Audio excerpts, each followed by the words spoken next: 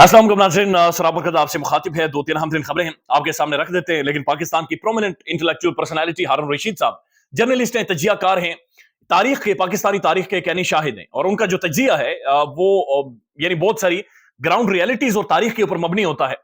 हारून रशीद साहब ये कह रहे हैं कि खान गेम जीत चुका है, ये जंग इमरान खान के लिए खत्म हो गई और इमरान खान इस गेम का फाते है, पाकिस्तानी सियासत का फाते है। हारून साहब ये कहते हैं कि इमरान खान एक लीडर से हीरो बना और हीरो से वो मुर्शद बन चुका है। लोग अब उसे मुर्शद कहते हैं, मुर्शद के नाम से देखते हैं। और बच्चों ने अपने घरों में उसकी तस्वीरें लगाकर लोग लिख रहे नीचे कि मुर्शद मुर्शद का हमने दीदार करना है। लिहाजा हारून साहब का जो तजिया है वो रियलिटी के बहुत ज्यादा करीब आपके सामने रख देते हैं। लेकिन हारून साहब जिस तरह से एक्सप्लेन कर रहे हैं, बयान कर रहे हैं, वो बड़ा इंटरेस्टिंग है, वो आपके सामने रख देते हैं। फिर एक और खबर है, और खबर यह है कि कहा जा रहा है, इस्लामाबाद का एक प्रोमिनेंट साफी ये क्लेम कर रहा है कि एक शख्सियत को हनी ट्रैप किया गया है। हनी ट्रैप जो मोटा मोटा मुझे समझ आता है कि किसी लड़की को सुर्खी पाउडर लगवाकर उससे किसी लड़के को या किसी सियासी शख्सियत को झांसा दिलवाया गया और उसके बाद उसकी फिल्म बना दी है। तो ये किसी को नंगी फिल्म देखने का बड़ा शौक है, किसी को कमरों के अंदर घुसकर कोई क्या बातचीत कर रहा है, क्या नहीं बातचीत कर रहा, क्या कार्रवाई डाल रहा है, क्या कार्रवाई नहीं डाल रहा, किस चीज का शौक रखता है, किस चीज का शौक नहीं रखता। तो ये किसी सियासतदान की वीडियो बनी है, उसके बारे में भी आपको बताते हैं। एक और खबर है, और तहरीक इंसाफ के जिन लोगों ने कागजात नामजदगी जमा करवाए उन्हें सुई के नक्के से निकाला जाएगा। अब ये भी बड़ी अहम तरीन खबर है, ये आपके सामने रख देते हैं। लेकिन उससे पहले खबर आ रही है, और खबर ये गुजरांवाला से ये अलग न्यूज ने रिपोर्ट की है। तारिक मतीन साहब का प्लेटफॉर्म है। अलग न्यूज में ये कहा जा रहा है कि गुजरांवाला में मियां नवाज शरीफ साहब का जो सालगिरह के केक था, मियां साहब की सालगिरह, happy birthday to him, happy birthday, उनका जो सालगिरह के केक था वो चोरी हो गया है। अब जो नून लीग की मंजी हुई सोशल मीडिया टीम है, जो तगड़ी सोशल मीडिया टीम है, बड़े झांदीदा उसके अंदर लोग मौजूद हैं, उनका ये क्लेम है कि ये उन्हीं की सोशल मीडिया टीम के किसी बंदे ने केक चोरी किया है। तो कोई केक चोर है जो उनके घर का है, यानी अपना कोई है जिसने केक चोरी किया है, केक चोरी लेकर लेकर लेकर निकल गया। तो ये केक चोर कौन है, ये आप कमेंट में बता दें।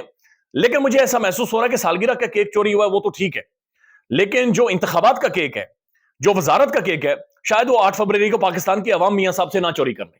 क्योंकि यकीन माने कि बहुत सारी ग्राउंड रियलिटीज में देख रहा हूं मौजूद है कि 8 फरवरी को जिस केक की मियां साहब को यकीन दहानी करवाई गई है, जो केक मियां साहब बस पहुंचने वाले उस केक तक, 8 फरवरी को कहीं पाकिस्तान की अवाम उस केक को ना चोरी कर दे। तो 8 फरवरी के केक का तो मुझे पता है कौन चोरी करेगा, लेकिन जो आज केक चोरी हुआ है उसके बारे में कोई इतलात नहीं है। लेकिन आपको पता हो तो बराए मेहरबानी आप बताइएगा कि किसने केक चोरी किया है।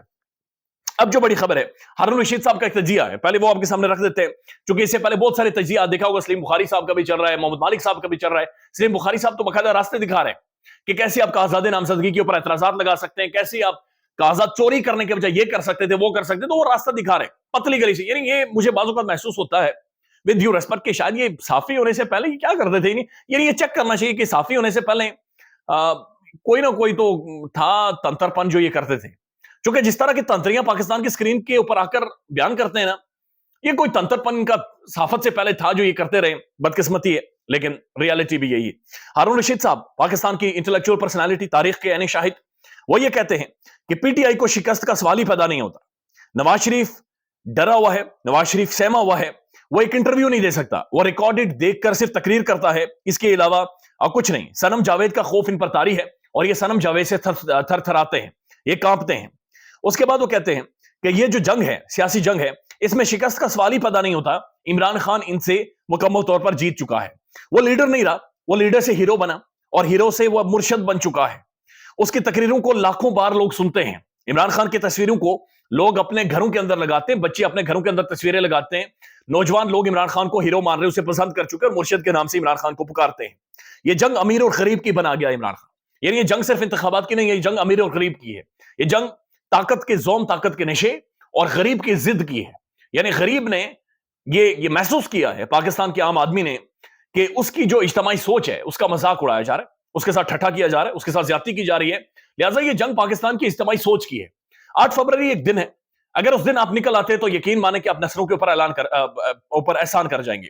अगर 8 फरवरी को भी आप ना निकले, आप घरों के ऊपर बैठ के आपने बेहतर समझा कि फिल्म देखनी है, आपने बीवी बच्चों को टाइम देना है, आपने मार्केट से जाकर सौदा खरीद कर लाना है, तो आप नस्लों के मुजरिम होंगे, आप नस्लों के साथ ज्यादती कर जाएंगे। क्योंकि बड़ी 75 साल तारीख में ये पहला या दूसरा मौका है कि पाकिस्तानी अवाम के हाथ में ये ताकत आने वाली है। और ये ताकत आप तभी छीन सकते हैं जब आप इतनी मैसिव तादाद में निकले, इतनी मैसिव तादाद में निकले कि धांधला भी पीछे रह जाए।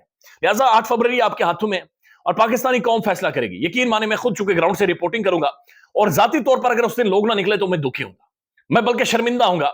और उस दिन मेरे ख्याल में मिनहसल कौम हमें खुद को जूतियां मारने की जरूरत होगी अगर 8 फरवरी को भी हम ना निकले, इतना सब कुछ देखने के बाद। اس کے بعد ہارون رشید صاحب کہتے ہیں کہ جناب قائد اعظم کے بعد ایسا کون سا لیڈر ہے بتائیں جس کے اوپر شعر لکھے جا رہے ہوں، جس کے نغمے لکھے جا رہے ہوں، جس کے بارے میں گانے گائے جا رہے ہوں. اور آپ نے دیکھا ہوگا ملکو کا ایک گانا جس کے اندر باقاعدہ سے اس نے شامل کیا ہوا ہے کہ قیدی نمبر 804 ہوئے، بڑا زبردست گانا ہے. تو وہ کہتے ہیں کہ شاعری لکھی جا رہی ہے خان کے اوپر، کتابیں لکھی جا رہی ہیں خان کے اوپر، لٹریچر لکھا جا رہا ہے خان کے اوپر، اجنغمے لکھے جا رہے ہیں. وہ کہتے ہیں کہ ہماری عمران خان کے اوپر لوک داستانیں اب لکھی جا رہی ہیں، عمران خان کے اوپر پوئٹری بولی جا رہی ہے. نواز شریف ناکام ہو گیا ہے، نواز شریف مسترد ہو گیا ہے، عمران خان یہ سیاسی کھیل جیت چکا ہے. اگین ویری جامع تجزیہ. اور یہ جو بات چیت کر رہے ہیں ہارون رشید صاحب، یہ ہم سوشل میڈیا پر دیکھ رہے ہیں، اس کی ویڈیوز موجود ہے، اس کا ایویڈنس موجود ہے، اور یہ کوئی ڈھکی چھپی بات نہیں ہے کہ یہ سب کچھ پاکستان کے اندر ہو رہا ہے. اب ایک اور خبر ہے اور اس کے بعد آپ کو بتاتے ہیں ہنی ٹریپ کے حوالے سے. اور خبر یہ ہے کہ مسلم لیگ نون کا جو خواتین کو مخصوص نشستوں پر، جن خواتین کو قومی اسمبلی میں لایا جائے گا، صوبائی اسمبلی میں لایا جائے گا، اس کی ایک لسٹ جاری ہوئی ہے. یعنی مجھے بڑی حیرت ہوئی ہے کہ مخصوص نشستیں، یار اسپیشل سیٹس کے اوپر آپ ان لوگوں کو لاتے ہیں جو معاشرے کے اندر محسوس کیا جاتا ہے کہ یہ اس طبقے کے ساتھ نا ٹھیک نہیں ہو رہا، انہیں ایک پریولیج دیتے ہیں. اس کے اندر خواتین کی سیٹس ہوتی ہیں، اس کے اندر مائنورٹیز یعنی مختلف جو مائنورٹیز ہیں پاکستان کے اندر، انہیں پرائیورٹی دی جاتی ہے. لیکن بدقسمتی یہ ہے کہ اس کے اندر جو خواتین آتی ہیں قومی اسمبلی میں، وہ خواتین ایک مخصوص خاندان اور مخصوص خاندان کے گھر کے اندر چاٹ بنانے والی ہوتی ہیں. یعنی واقعتاً ان کی ویڈیوز آتی ہیں جہاں پر وہ چاٹ مسالے بنا رہی ہوتی ہیں، جہاں پر وہ دیگچیاں کھڑکا رہی ہوتی ہیں.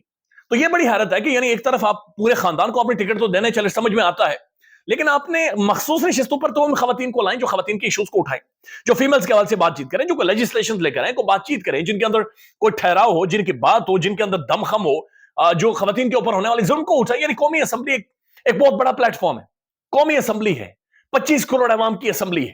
یہ مذاق نہیں ہے، یہ کرسی نہیں ہے، یہ وہاں پر جا کر چنگاڑنا یا چیخو پکار نہیں ہے. قومی اسمبلی ہے یار، وہاں پر قوانین بنتے ہیں، وہاں پر آواز اٹھائی جاتی ہے، اس آواز کی ویلیو ہوتی ہے. لیکن مخصوص نشستوں پر جو خواتین آ رہی ہیں، یعنی اچھی بڑی بڑی پرومیننٹ شخصیات ہیں، لیکن مجھے بڑی حیرت ہوتی ہے کہ کیا یہ واقعتاً مخصوص نشستوں پر آنی چاہیے، کس پر آنی چاہیے؟ میری سمجھ سے باہر ہے. ایک تو کہا جا رہا ہے کہ طاہرہ اورنگزیب صاحبہ، یہ مریم اورنگزیب صاحبہ کی والدہ ہیں، ثانیہ پرویز صاحبہ، مریم اورنگزیب صاحبہ، یعنی مریم اورنگزیب صاحبہ بھی آ رہی ہیں اور طاہرہ اورنگزیب صاحبہ بھی آ رہی ہیں. یعنی مریم صاحبہ بھی اور ان کے والدہ بھی، یہ دونوں مخصوص نشستوں پر قومی اسمبلی اور صوبائی اسمبلی بھی غالباً آ رہی.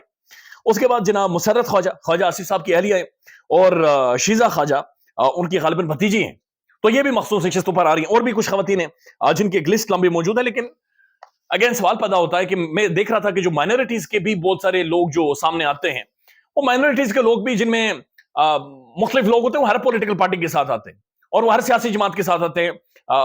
وہ ایک ڈاکٹر رمیش کمار ہے، یعنی وہ کبھی ایک پارٹی کے ساتھ ہوتے ہیں، کبھی دوسری پارٹی کے ساتھ، تو بڑا ظلم مائنورٹیز کے ساتھ ہوتا ہے، لیکن وہ اس کے اوپر خاموش رہتے ہیں.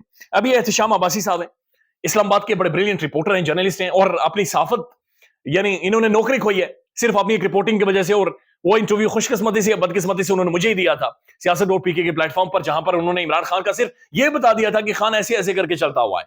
صرف اس بتانے پر انہیں نوکری سے فارغ کر دیا گیا. نوکری سے بندہ فارغ ہو گیا، لیکن وہ ہنستا ہے. آپ احتشام عباسی سے کبھی ملے نا، اس کے چہرے کی اسمائل دیکھ کر بندہ حیران ہو، وہ گلو کرنا شروع ہو گیا، اس کی ایک فالوئنگ بڑھ رہی ہے، اس کے ضمیر کے اوپر بوجھ نہیں ہے.